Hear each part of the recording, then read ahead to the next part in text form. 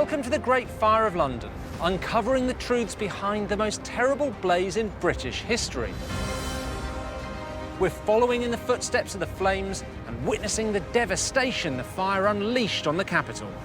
350 years ago, the flames raged for 4 days and nights through those streets behind us. The blaze burned down nearly all the buildings within the city walls. It destroyed homes, livelihoods, and lives. Over the last 2 nights, we've already established exactly where the blaze began. We've followed in the footsteps of the fire, and we've witnessed great buildings fall as the fire spreads through the city, from the area around Pudding Lane to St Paul's. Now, in this programme, we'll find out what ultimately stopped the Great Fire of London and how the city rebuilt itself from the ashes. Tonight, I'll be investigating how many victims died as a result of the fire. Can we really trust the official records? The official death toll is just half a dozen people, and to me that is absolutely ludicrous. I'll be examining the desperate measures taken to fight the blaze. Oh, there it goes again. That's hot. And I'll be walking the route in the fire's final hours, tracking down just where the flames went out. This is the point where the Great Fire of London stopped.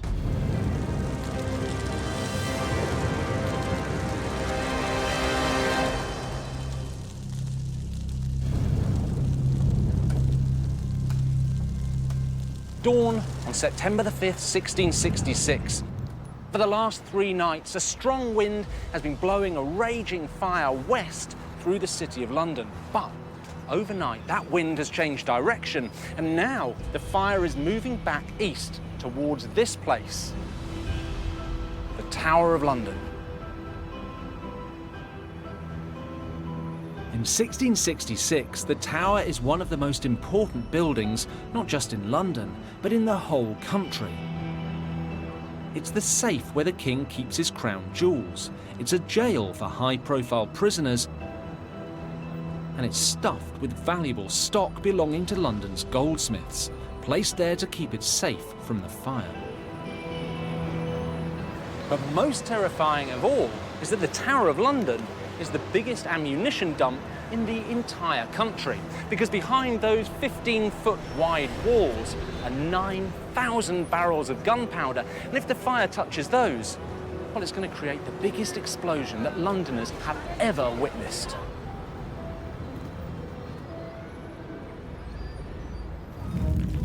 So far, nothing has been immune from destruction. By Wednesday, the city has been on fire for 4 days. From the Pudding Lane area, the fires raged towards the Thames, destroying homes and warehouses before burning the financial centre of the city to the ground, including the Royal Exchange. And then, on the 3rd day, London's most famous building, St Paul's Cathedral, was wiped out by the flames. But as the fire closes in on the Tower of London, it seems that the worst is yet to come. The people around here must have been absolutely terrified. No one's been left untouched, including our 3 Londoners, who we've been following throughout this whole trail of devastation.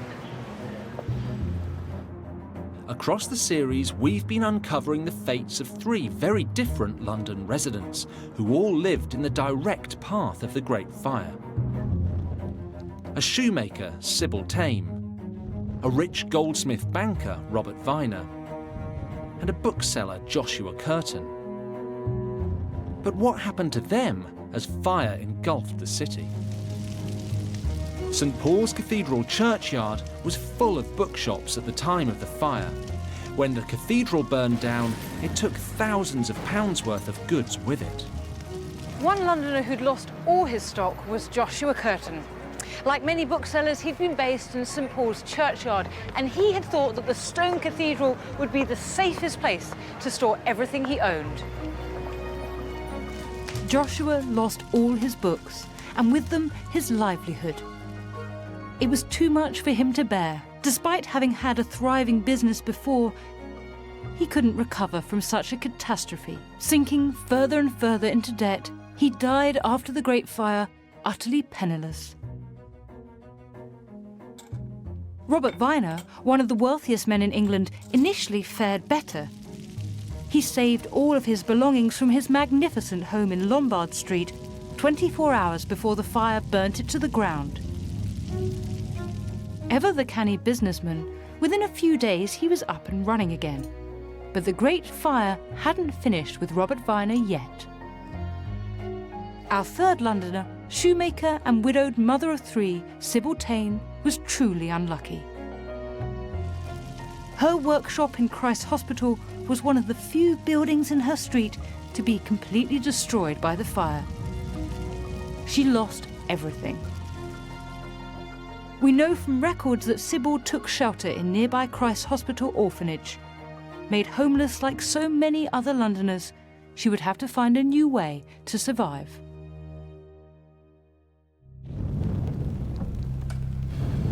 It's now 6 a.m. on Wednesday the 5th of September. And the Great Fire is advancing towards the Tower of London at frightening speed. The goldsmith stocks worth more than £1 million today, well, they've been moved from here upriver to the King's Palace of Whitehall. And dockers from Woolwich and Deptford have finally arrived on the scene. It's going to be their job to save the tower from destruction. But the newly arrived firefighters have only one reliable source of water, the River Thames. Protecting the tower was by far their biggest challenge. The problem was the technology for putting out fires, well, it was pretty pitiful.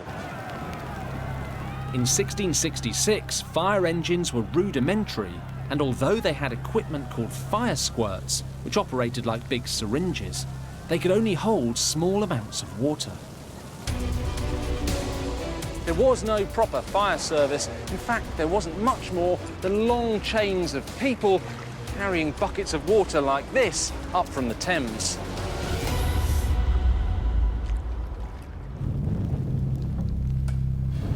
As the minutes ticked away on the morning of Wednesday the 5th of September, it must have been chaos around the tower as people watched the approaching flames with horror. After the break, we'll discover the desperate measures that were taken to prevent the Tower of London from being blown to kingdom come.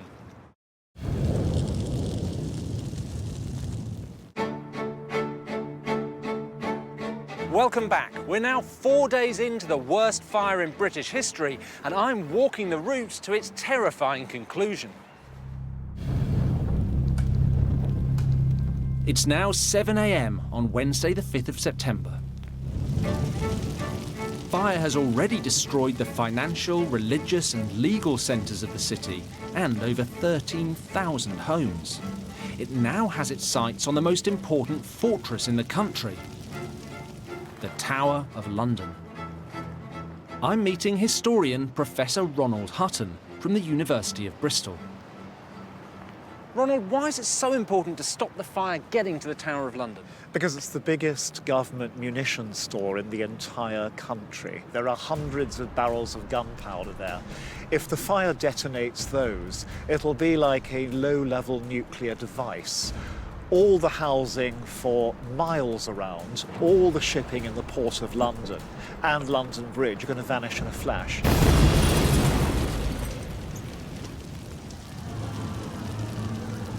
By Wednesday the 5th of September, things were looking desperate. The path of the fire had to be stopped by any means necessary. But what methods were available, apart from buckets, in 1666? Now this is the modern day equivalent of what was called a fire hook. This is actually much smaller than what was used back then. Theirs were about 3 times the length of this, much heavier. It would take up to 3 men to actually carry the thing.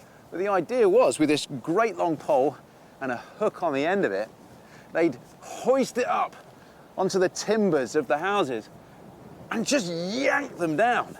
Primitive stuff. They called these gaps created by tearing down houses fire breaks. At the Fire Service College in Gloucestershire, I'm investigating how they worked.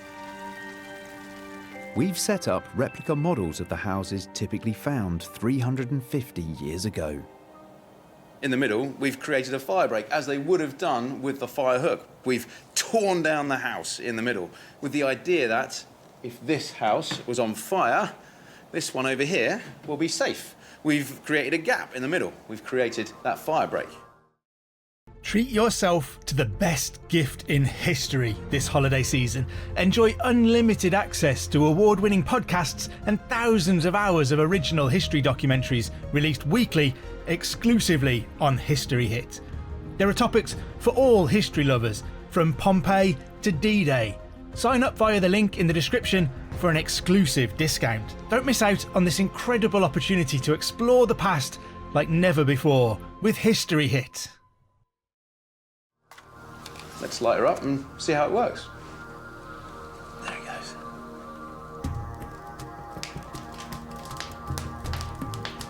Just like in 1666, the house is ablaze within minutes. What a sacrifice to have to make, to have your house reduced to rubble for the sake of London. There was no insurance at the time. With no fire brigade and only basic equipment, fire breaks were one of the few weapons that could fight the fast-moving flames. But this method had a fatal flaw. Oh, things are moving. God, that is an intense fire now.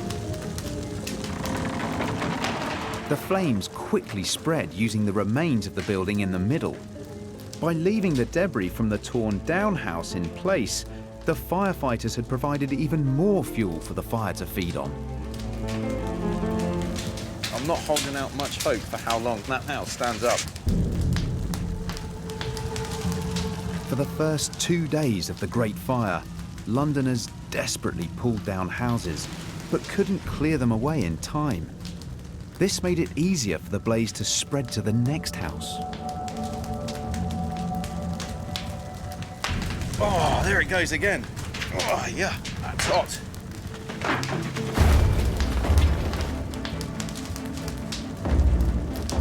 Leaving the debris behind meant the fire could rage unchecked.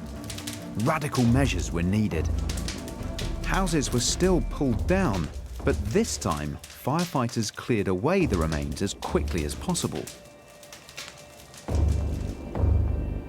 I want to see how this proved to be a turning point in the Great Fire of London.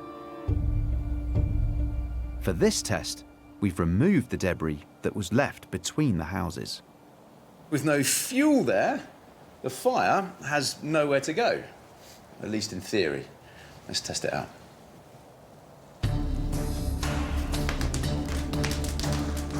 You can see the flames kicking out the right-hand side of the house, but because we've removed all the debris in the fire break, they have nothing to catch hold of.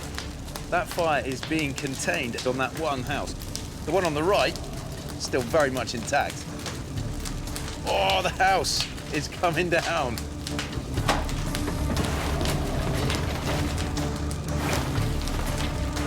Even when the house collapses, the gap is still big enough to stop our fire spreading. If only they created these fire breaks early on in the Great Fire of London. Well, you can see right there, the fire has been prevented from spreading over to the next house.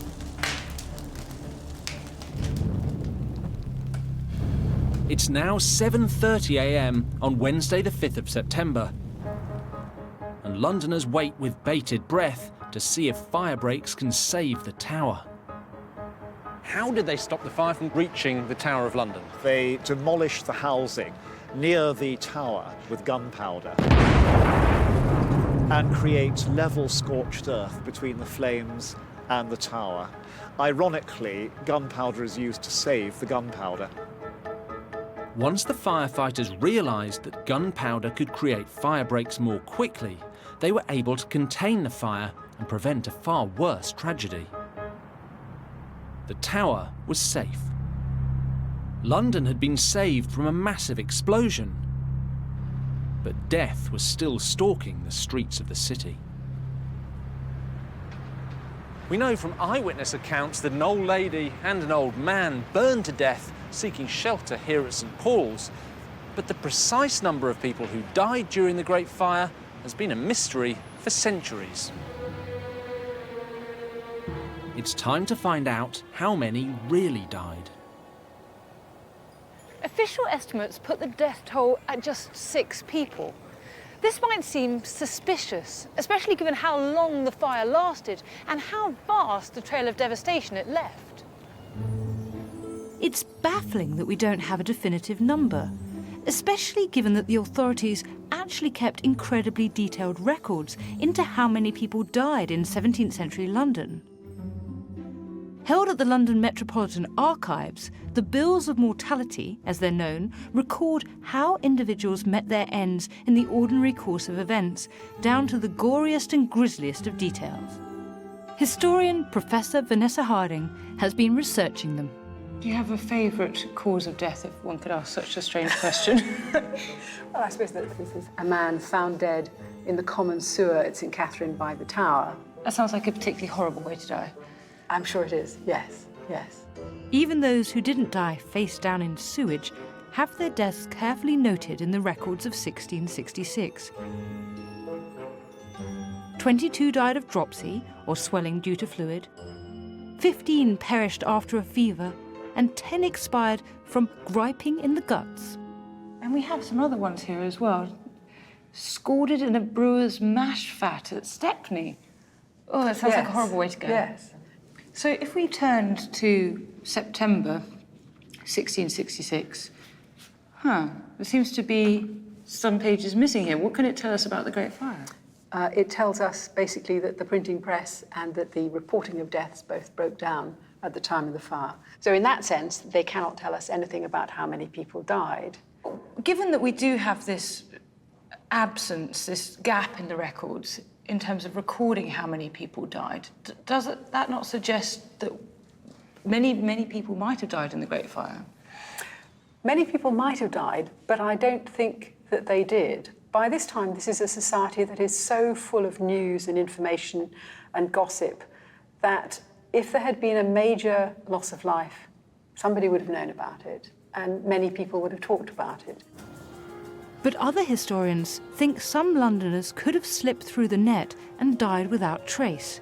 Could the death toll actually be in the hundreds, even the thousands? Historian Neil Hansen has written a book about deaths caused by the Great Fire. He has a controversial new argument. So, Neil, you have a theory, don't you, about how many people died in the Great Fire? I do. The official death toll is just half a dozen people, and to me that is absolutely ludicrous. When every other great fire disaster in history has claimed tens, hundreds, thousands of lives. So you think that there are vast numbers of people who just disappeared and we have no record of them? My belief is that hundreds, possibly even thousands of people died in the fire of London, but because they were the poor, nobody cared whether they lived or died. Their deaths simply went unrecorded. London's poor occupied a warren of blind alleys and closed courts down by the river, some of the most run-down, most flammable buildings in the city. When the Great Fire struck, this whole area was destroyed. One of the king's most senior courtiers remarked that the fire was the greatest blessing that God ever conferred upon the king because it had eradicated the slums and tenements down by the river and the poor who lived in them, festering sources of the plague, but also festering sources of criminality and opposition to the king. Where were all these poor that you think died in the fire then? The reason there were no bodies was not because people hadn't died, it was because the bodies had been utterly destroyed in the fire. In the last programme, Rob discovered what the searing heat of the Great Fire, reaching over 1,000 degrees, could do to metal. Look at that. But could these temperatures be enough to consume a human body? If you're going to cremate a body, you need a temperature of 750 degrees for about an hour to an hour and a half. You don't need to add any heat source after that. The body will burn on the fat stored within the body. And all you'll be left with is a couple of pounds of grey dust and a few fragments of bone, no bigger than that sort of size. The fires of London were probably twice as hot as that, certainly hot enough to melt iron and steel. The great iron bars of Newgate Jail, thick as a man's wrist, they were melted in the fire, the locks and chains of the city's gates. So the temperature was that hot. It was sustained for hours, days, and even weeks. It's actually terrifying, the idea that there might have been hundreds or thousands of people who just disappeared. Of course, the fit and the able-bodied would have escaped. But what about the very young, the very old, the halt, the sick and the lame? How could they possibly have escaped from this inferno?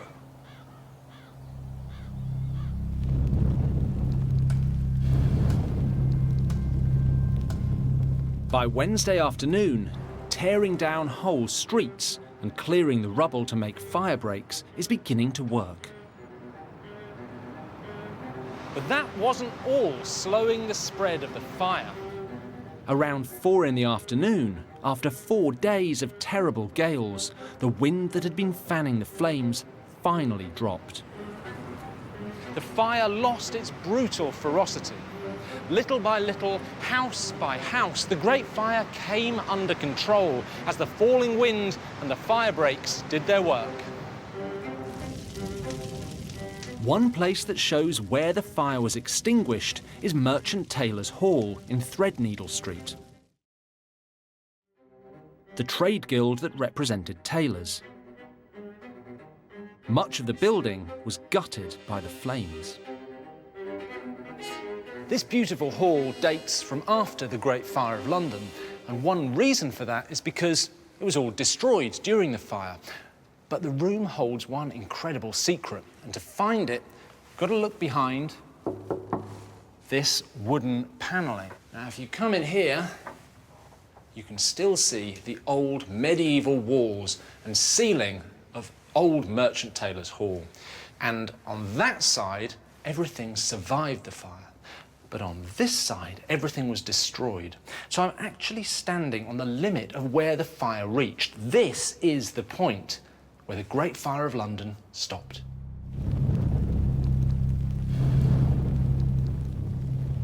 By Wednesday evening, with 2/3 of the buildings inside the city walls destroyed, tens of thousands of people made homeless, and what would now be billions of pounds worth of property destroyed, the Great Fire was finally over.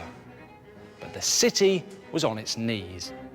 And for those who'd survived, in many ways, the worst was yet to come.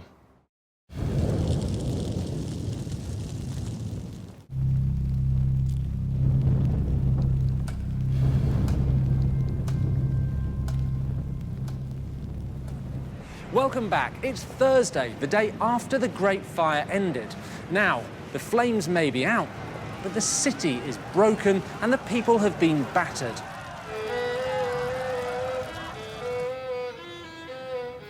I'm tracing what happened to Londoners in the days that followed. The story takes me out of the centre into the fields of Hampstead, north of the city. Now it's very much part of London, but back then it would have been rural farms and villages.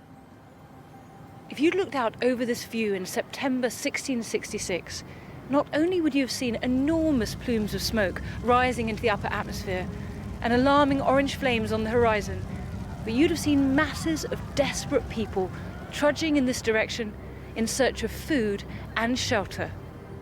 The fire had caused a refugee crisis on an unprecedented scale. Within a matter of days, around 100,000 Londoners had lost their homes and were flooding into the open spaces surrounding the city. This is Parliament Hill in North London. It's calm, peaceful, a relief from the hubbub of the city. But just hours after the fire had started, it had been transformed into a vast refugee camp. With so many people on the brink of starvation, something had to be done. It was a tense situation. The authorities had to act.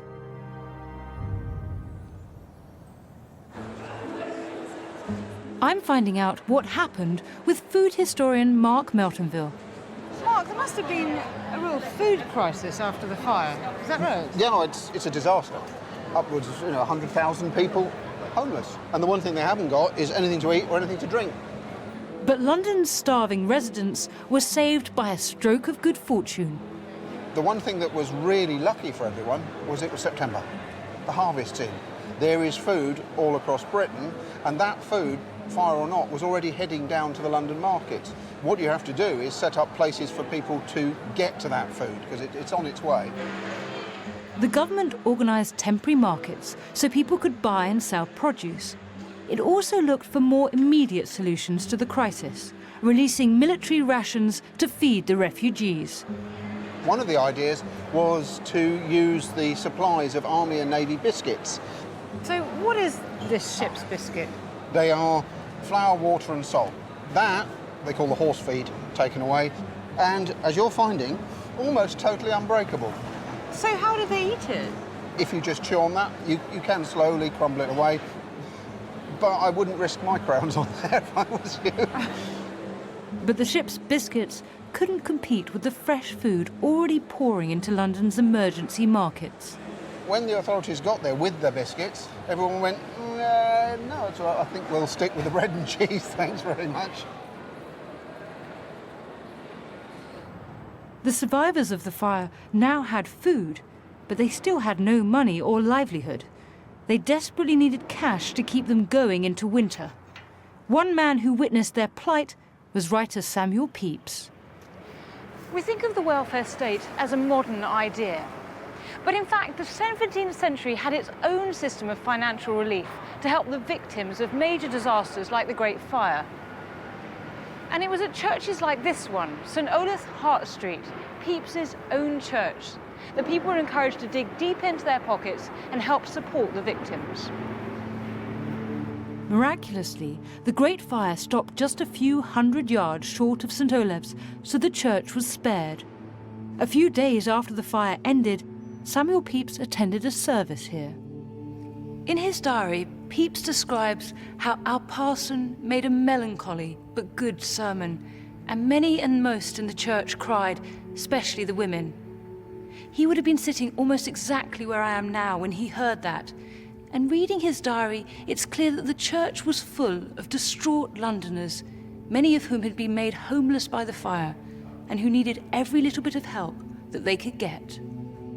Historian Dr. Jacob Field has been researching how the church provided poor relief for impoverished Londoners in the months after the fire. How did this poor relief fund work? Was it like, I don't know, sport relief today or poppy aid? Very similar. So about a month after the fire, Charles II issued a proclamation basically asking all of the parishes in England and Wales to hold a collection to raise money for the poor people of London to help them in their recovery from the fire. And did it work? It worked fairly well. The two most generous counties were Yorkshire, which gave about £1,200, and Devon, which raised £1,500. And where were the stingy places? Well, unfortunately, I have to point the finger at Wales. The whole of the Principality gave just £33 to the collection. So to give some idea of a comparison, this church, St Olaf Hart Street, gave £30 to the collection as well. So one London parish gave about the same amount as all of Wales. Did they not care about London? I think people did care, but you have to remember, at the time this collection was made, England was at war, they were just recovering from a bout of plague, and they'd just given money to a big relief fund to help out plague victims. So there was, a sense, some compassion fatigue at the time. It's now the evening of Thursday, 6th of September. And although the fire is finally out, the homeless living in green spaces around the city are becoming restless and anxious. To prevent rioting, a legal process was set up known as fire courts. Fire courts were to compensate people for their losses, but also to resolve disputes between tenants and landlords. Because there was no fire insurance, right? That's right. And in fact, most people at the time rented, and their leases said that they had to pay for any damage, and they had to continue to pay rent on the buildings, even though they no longer existed. Hold on. They had to rebuild their houses even though they didn't own them. I know. That's Isn't it completely shocking? outrageous. Charles II had said that the fire was an act of God, and this meant the tenants had to pay. So what were most people doing? Just sleeping out in places like this? Yes, I mean, people stayed here for up to 8 years. The majority then went home, but 25% of people never returned.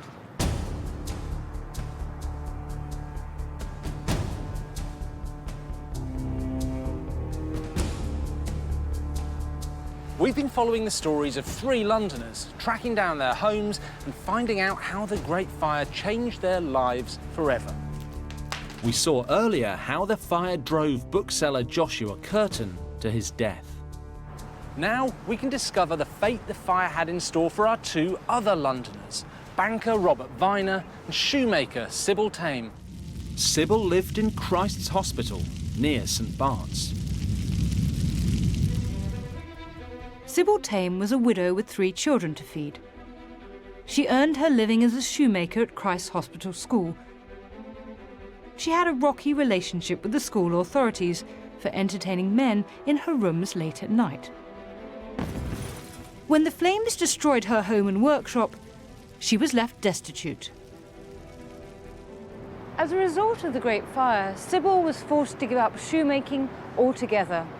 But she was nothing if not enterprising, and determined to make a living, she begged the school authorities for permission to set up a stall selling alcohol on the grounds. But we know from records of the time, her new venture didn't last long. Over the years of her career at Christ's Hospital, Sybil had been in trouble with the school authorities on many occasions. But when she plied a young Cambridge scholar with drink, the school decided enough was enough. She was ordered to shut down her liquor stall and sell off all her stock. We don't know if Sybil ever worked as a shoemaker again, but she did leave something behind. And it's here, deep within the vaults of the Museum of London. I've got something really exciting here, something that has survived for 350 years. And if it's going to survive for another 350, I need to put these on before I touch it. It's something very tiny, but something really important. It's a trade token that shoemakers used as a form of credit. But it's not just any trade token. On it, it says Christ for Christ's Hospital, and then, and this is just wondrous, it says Sybil Tame. In other words, it has her name on it. This is something she had made and she issued. And in the centre, it has a picture of a shoe and 2 stars. So this is like her logo. So isn't this incredible? Something from Sybil Tame survives to this day.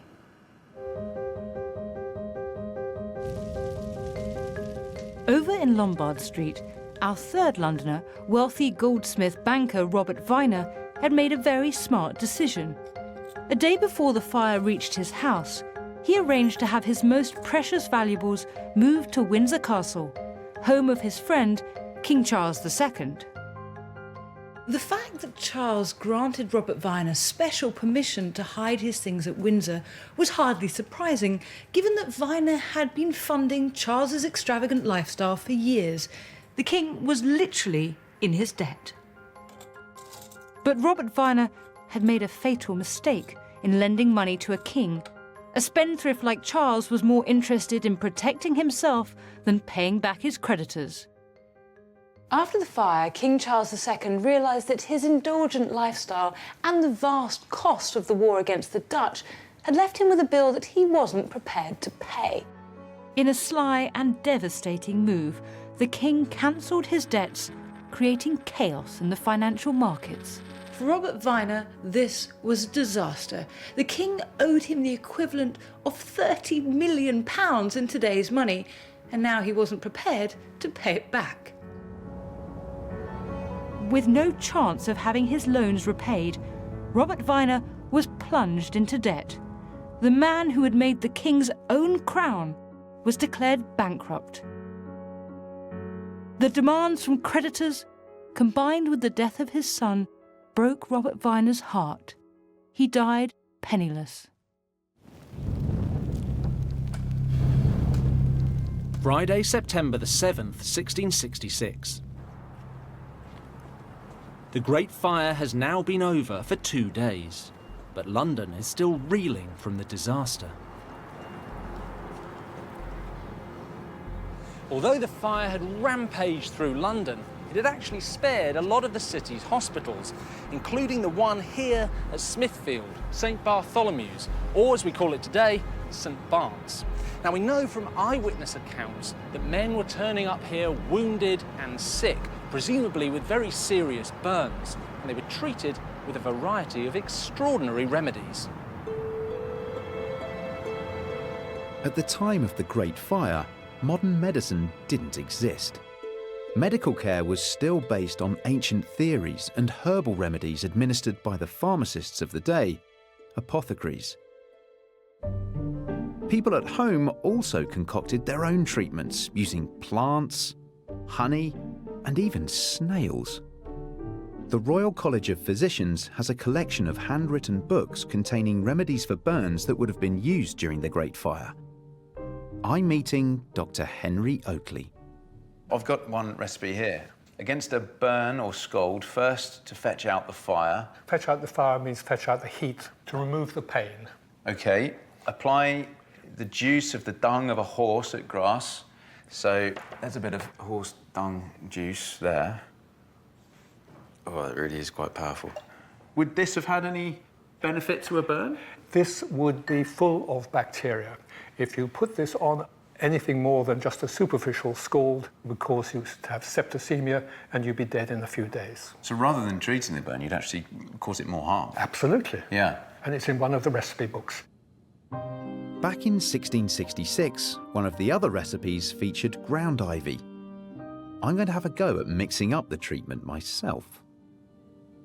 Boil the juice of gilgoy by ground, which is a type of ivy. Ground ivy, yes. Called alehoof, in cream till it comes to an oil and apply it till it be whole. So we have some alehoof or ground ivy here. Let's try that. Alehoof would remove scabs and things like that. So you put it on and it would help get rid of those incrustations. So you'd have pink raw flesh, which would heal up nicely. I grind down the ivy until it produces an oil and mix it with cream to form a paste. It says go on putting this on until the burn is whole. So if I get a little bit out of here. Yes, stick it on. Get that on there. Let's pretend I have a burn here on my wrist. Yes, you could apply this to it like that. But these recipes weren't always accurately written down. This one actually recommends the wrong ivy. Am I safe with this on here now? I should have asked this earlier. I would wipe it off now if I was you. Fair enough. Another remedy looks a bit more promising. It suggests using poppy sap, otherwise known as morphine, mixed with the sap from poplar trees. Poplar ointment would still be effective to this day. The pain of the burn would have been well dealt with by morphine, and the sap of the poplar tree would be sterile, have no bacteria in it, and it would resist infection. That sounds a lot more applicable than our horse dung juice. Absolutely.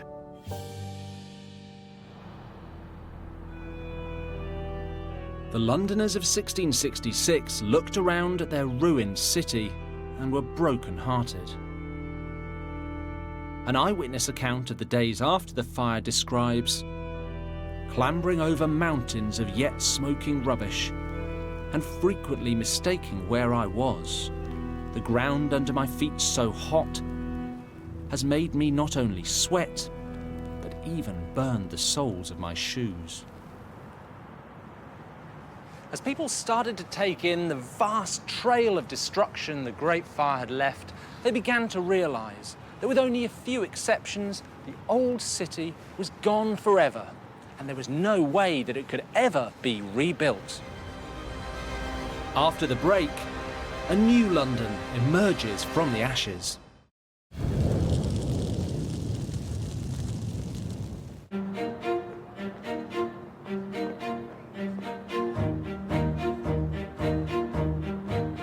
Welcome back. And finally, we've moved forward a few months from all the terrible destruction. The flames are out, the wounded are being tended to, and care for the vast number of refugees is actually surprisingly well organised. It's time for London to look to the future, to rebuild itself from the ashes. The city had learned a hard lesson from the damage caused by the Great Fire. From now on, stronger fire regulations came into force, and there was more control over home building. New houses had to be made from brick and not from flammable timber.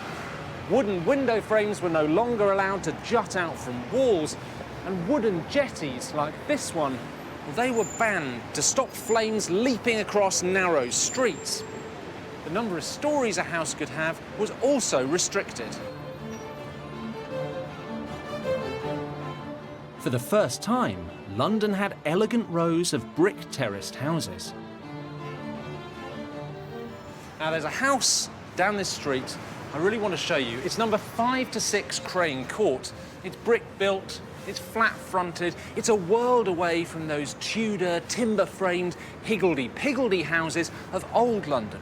And there's a reason for that, because this place originally dates to 1670.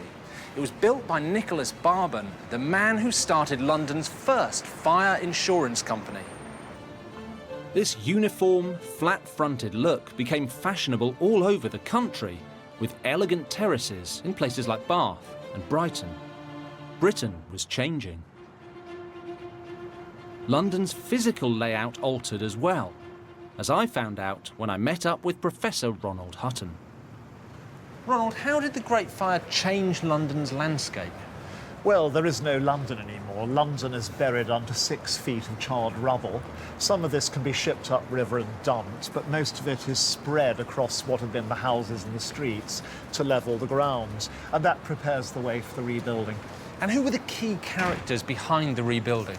Well, my hero is a guy called Robert Hooke, who is just a brilliant surveyor, and realising the priority is to get the city working again, he rapidly goes out with planning, cordoning off, plotting, and this means the city gets rebuilt with amazing speed. So presumably this was a great opportunity to reimagine London? Oh, it certainly was.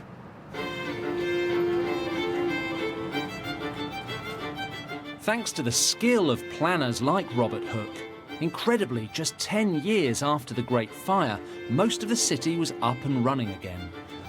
These days, London is a bustling hub of activity, as it has been for centuries. The old houses and churches, now overshadowed by office blocks and skyscrapers. The most famous symbol of the Great Fire is this, the monument Sir Christopher Wren and Robert Hooke were commissioned to build shortly after the fire. When the monument was built, London's skyline was much lower than it is now, so for years this would have towered over everything around it. Wren built it to be exactly 202 feet tall. So if you took it and lay it down on its side, the top would land just in front of that blue car, exactly where Thomas Farriner's bakery was and where the Great Fire of London first started. As we've already discovered, the precise spot where it began isn't in Pudding Lane, but in what is now Monument Street. We now know from new evidence that the Great Fire of London almost certainly started right here from a spark in Thomas Farriner's bakery. Now, Farriner did his best to distance himself from any blame, even helping to send a poor, confused Frenchman, Robert Hubert, to his death. But there's a twist to the tale, because in 1986, the Worshipful Company of Bakers issued an apology on Thomas Farriner's behalf, only 320 years too late.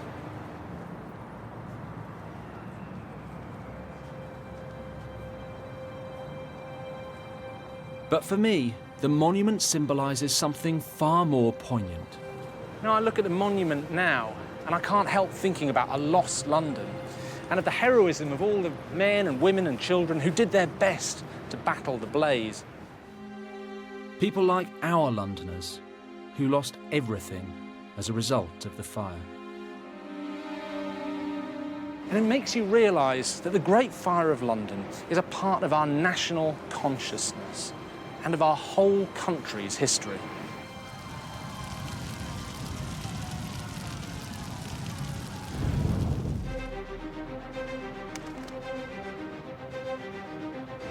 Well, that's the end of our journey through the Great Fire of London. It's been incredible to see how it changed history and shaped London today. For me, the most extraordinary thing was experiencing the power of the fire and the bravery of those people who attempted to put it out, armed with the most basic equipment. I loved going down into that crypt under St Paul's and seeing where the poor booksellers had put their books, hoping they'd escape from the fire. For me, it was the human side of the story, holding that actual trade token from Sybil Tame, feeling that connection with a Londoner from the time of the Great Fire, it was extraordinary. It's been fascinating spending 3 nights walking in the footsteps of the Great Fire of London.